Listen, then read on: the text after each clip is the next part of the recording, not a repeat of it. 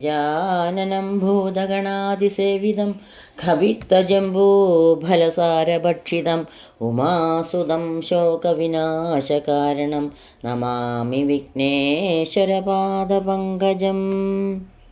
വെള്ളപ്പളങ്കു നിറമൊത്ത വിദഗ്ധരൂപി കള്ളം കളഞ്ഞു കമലത്തിലെഴുന്ന ശക്തി വെള്ളത്തിലെ തിരകൾ തള്ളിവരും കണക്കെന്നുള്ളത്തിൽ വന്നു വിളയാടുക സരസ്വതീ നീ.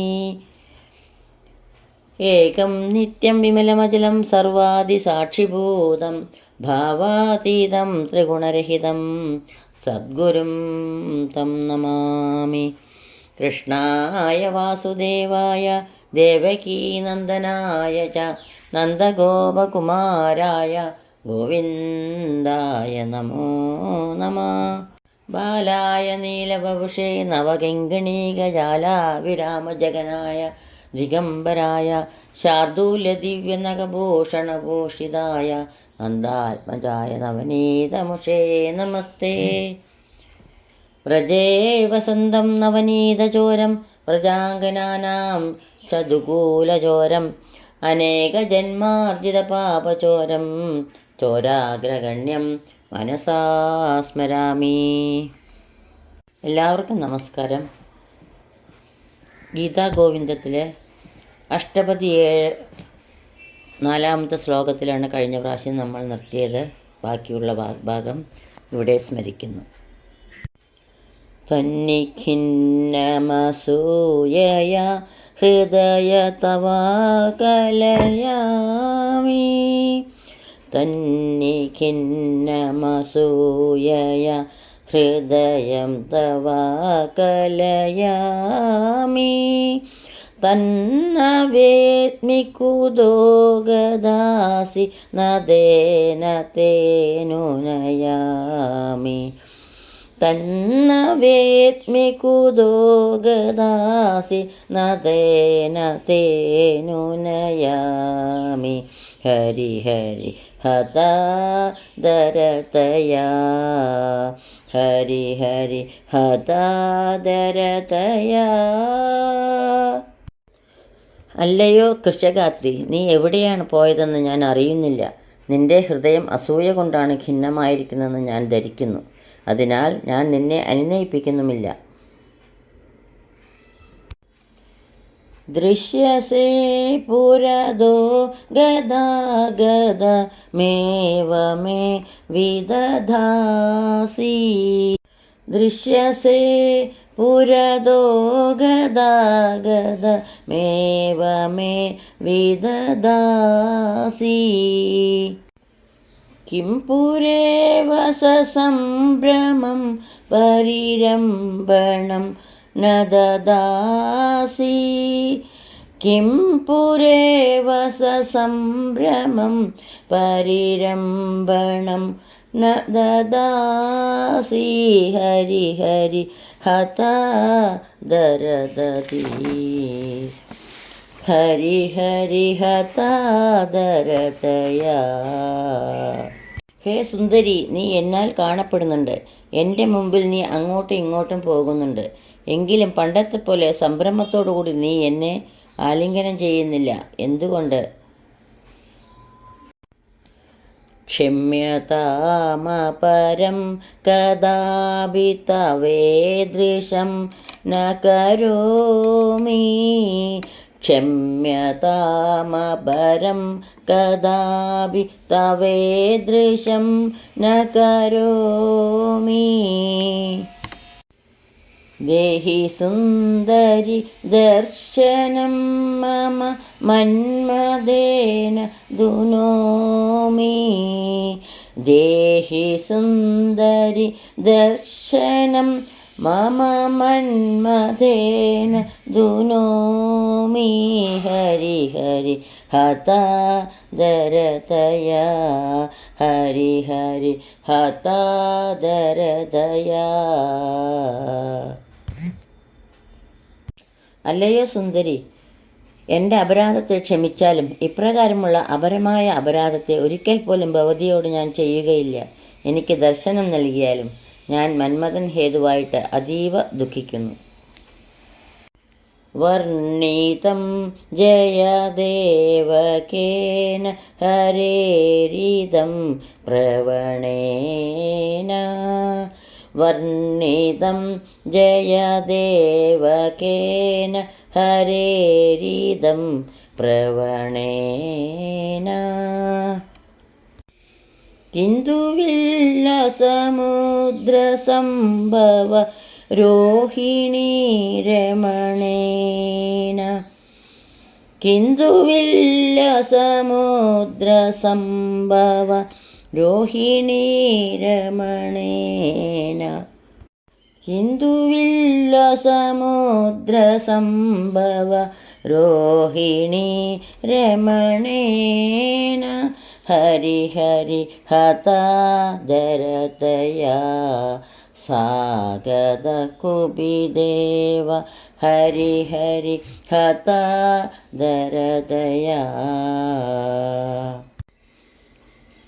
ചന്ദ്രൻ രോഹിണിയുടെ ഭർത്താവാണ്. ചന്ദ്രൻ്റെ ഉൽപ്പത്തി സമുദ്രത്തിൽ നിന്നാണെന്നാണ് പുരാണം.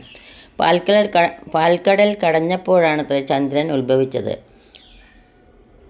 നവഗ്രഹ സ്തോത്രത്തിൽ ചന്ദ്രനെപ്പറ്റി ക്ഷീരോദാർണവ സംഭവം എന്ന് വർണ്ണിക്കുന്നത് ഓർമ്മിക്കുക. കിന്ദുവില്യം എന്നു പേരായി സമുദ്രത്തിൽ നിന്ന് ഉത്ഭവിച്ച ചന്ദ്രൻ, അതായത് കിന്ദുവില്യം എന്നു പേരായി നാട്ടിൽ ജനിച്ചവൻ എന്ന് സാരം. ഇതുവരെയുള്ള ശ്ലോകങ്ങൾ ശ്രീകൃഷ്ണൻ രാധയോട് പറയുന്നതായിട്ടാണ്. ഇനിയുള്ള 2 ശ്ലോകങ്ങൾ ശ്രീകൃഷ്ണൻ കാമദേവനോട് പറയുന്ന രീതിയിലുള്ളതാണ്. കുവലയാദളശ്രേണീ കണ്ഠേ നാസാഗരളദുദീർഹൃദി വിസലദാഹാരോ നായം ഭുജംഗമനായക. മലയജാരജോ നേദം ഭസ്മ പ്രിയാരഹിതേ മയി. പ്രഹരന ഹരഭ്രാന്ത്യാനംഗ ക്രുധാ കിമു ദാവസി.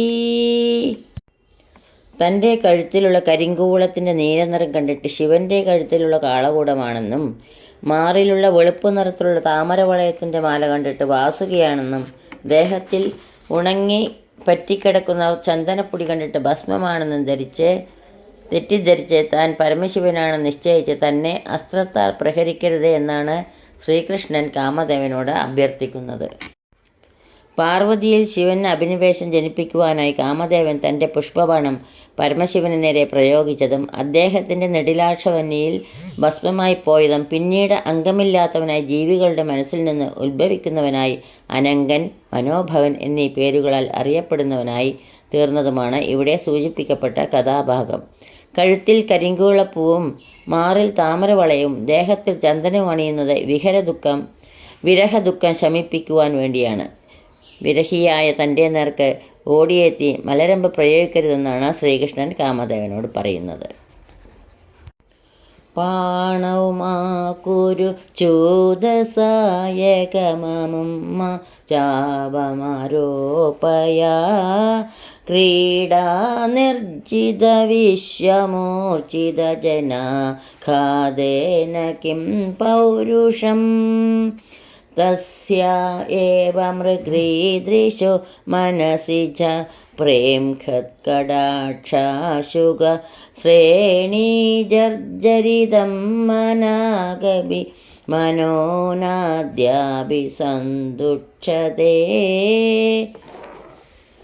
വെറും ലീല കൊണ്ട് വിശ്വങ്ങൾ മുഴുവനും ജയിച്ച ഹേ കാമദേവ, അങ്ങയുടെ കയ്യിൽ ഈ തേന്മാവിൻ മൊട്ടാകുന്ന ബാണത്തെ എടുക്കാതിരുന്നാലും വില്ലു കുലയ്ക്കാതെയും ഇരിക്കുക. മോഹാത്സ്യപ്പെട്ടു കിടക്കുന്ന ജനങ്ങളിൽ ആഘാതം ഏൽപ്പിക്കുന്നതിൽ എന്ത് പൗരുഷമാണുള്ളത്? മാൻകണ്ണിയായ ആ രാധയുടെ ചഞ്ചലങ്ങളായ കടാക്ഷങ്ങളാകുന്ന ശരാവലിയാൽ തകർന്നു കഴിഞ്ഞ എൻ്റെ മനസ്സ് ഇപ്പോൾ പോലും കുറച്ചെങ്കിലും ഉജ്ജ്വലമായി കഴിഞ്ഞിട്ടില്ല. മാൻകണ്ണാളായ രാധയുടെ ചപലങ്ങളായ കടാക്ഷ ശരാവലിയാൽ തന്നെ തകർന്നു കഴിഞ്ഞ തൻ്റെ മനസ്സ് അതിൽ നിന്ന് ഒട്ടും വിമുക്തയായിട്ടില്ലെന്നും അതിനാൽ വില്ലുകുലച്ച് പുഷ്പബാണം പ്രയോഗിച്ച് തന്നെ കൂടുതൽ കാമപരവശനാക്കരുതെന്നുമാണ് ശ്രീകൃഷ്ണൻ കാമദേവനോട് അപേക്ഷിക്കുന്നത്.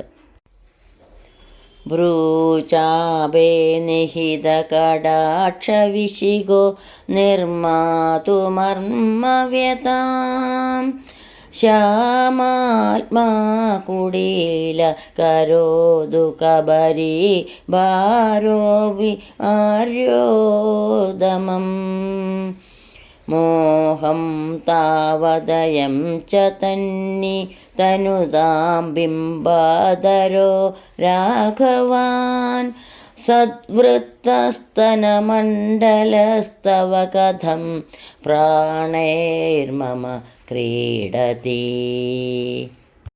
അല്ലയോ സുന്ദരി, പുരികക്കൊടിയാകുന്ന വില്ലിൽ തൊടുത്ത കടാക്ഷമാകുന്ന ബാണം എനിക്ക് മർമ്മവേദനയുണ്ടാക്കട്ടെ. കറുപ്പു നിറവും കുടിലതയുമുള്ള കേശഭാരമാകട്ടെ എനിക്ക് കാമസന്താപത്തെ ഉണ്ടാക്കട്ടെ.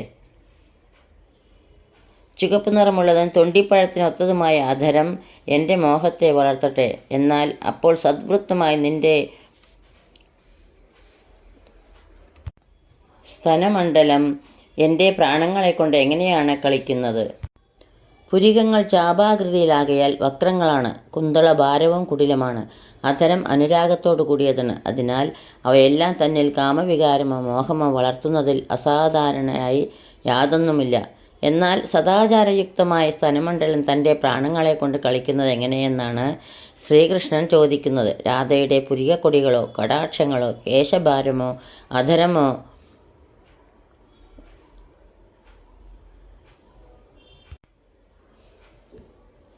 അല്ല, സ്തനമണ്ഡലം തന്നെ ഏറ്റവും ആകർഷിക്കുന്നതെന്ന് ശ്രീകൃഷ്ണൻ പരോക്ഷമായി പ്രകാശിപ്പിക്കുന്നു. കാരണം അവ കളിക്കുന്നത് തൻ്റെ പ്രാണങ്ങളെ കൊണ്ടാണ്. സങ്കല്പശക്തിയാൽ താൻ രാധാസാന്നിധ്യം അനുഭവിക്കുന്നു. സങ്കല്പം കൊണ്ട് താൻ രാധാസാന്നിധ്യം അനുഭവിക്കുന്നുവെങ്കിലും വിരഹദുഃഖം തന്നെ ഉലയ്ക്കുന്നതെങ്ങനെയെന്ന് ശ്രീകൃഷ്ണൻ ചിന്തിക്കുന്നതാണ് ഇനിയത്തെ ശ്ലോകം.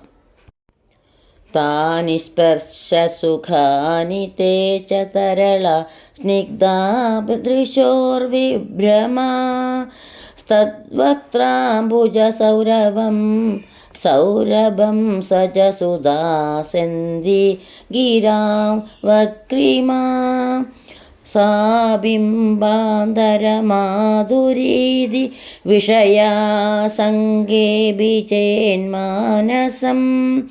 തസ്യാം ലഗ്നസമാധിഹന്ത വിരഹ വ്യാധി കഥം വർത്തതേ. രാധയുടെ ആ അവയവസ്പർശ സുഖങ്ങളും ഇളക്കവും മിനുപ്പുള്ള കണ്ണുകളുടെ ശൃംഗാര ചേഷ്ടകളും ആ മുഖപത്മത്തിൻ്റെ സുഗന്ധവും അമൃതൂർന്ന വാക്കുകളുടെ വക്രവും ആ തൊണ്ടിപ്പഴച്ചുണ്ടിൻ്റെ മാധുര്യവും സംഗമാവസരത്തിൽ വിഷയീഭവിച്ചവയാണ്. എങ്കിൽ പോലും കഷ്ടമെന്ന് പറയട്ടെ, മനസ്സ് അവളിൽ തന്നെ ധ്യാനലീനമായിരിക്കുമ്പോൾ ആ വിരഹവേദന എങ്ങനെ ഉണ്ടാകുന്നുവെന്ന് തനിക്ക് മനസ്സിലാവുന്നില്ല. അടുത്ത ശ്ലോകം ശ്രീകൃഷ്ണൻ്റെ അതേ സങ്കല്പത്തിൽ കാണുന്നത് സംബന്ധിച്ചുള്ളതാണ്. ഭ്രൂവല്ലരീധനുരഭാംഗതരംഗിതാനി ബാണ ഗുണശ്രവണപാളിരിതി സ്മരേണ അസ്യാമനംഗജയ ജംഗമദേവതായ അസ്ത്രാണി നിർജിത ജഗന്തി കിമർപ്പിതാനി. പുരികക്കൊടികളാകുന്ന വില്ല്, കടക്കണ്ണുകളുടെ ചലനങ്ങളാകുന്ന ബാണങ്ങൾ, ചെവിയാകുന്ന ഞാൺ എന്നിങ്ങനെ ലോകത്തെ മുഴുവൻ ജയിച്ച അസ്ത്രങ്ങൾ തൻ്റെ വിജയത്തിന് കാരണമായിരിക്കുന്ന ദേവതയായി ഇവളിൽ, ഈ രാധയിൽ കാമദേവനാൽ അർപ്പിക്കപ്പെട്ടിരിക്കുകയാണോ എന്ന് തോന്നും. കാമദേവൻ ലോകവിജയത്തിന് ഉപയോഗിക്കുന്ന ആയുധങ്ങളെല്ലാം രാധയിലുണ്ടെന്നാണ് ശ്രീകൃഷ്ണൻ സങ്കല്പിക്കുന്നത്. എങ്കിൽ പിന്നെ രാധയെപ്പറ്റി ചിന്തിക്കുമ്പോൾ തന്നിൽ കാമവ്യത വളരുന്നതിൽ അത്ഭുതപ്പെടേണ്ടതില്ലല്ലോ.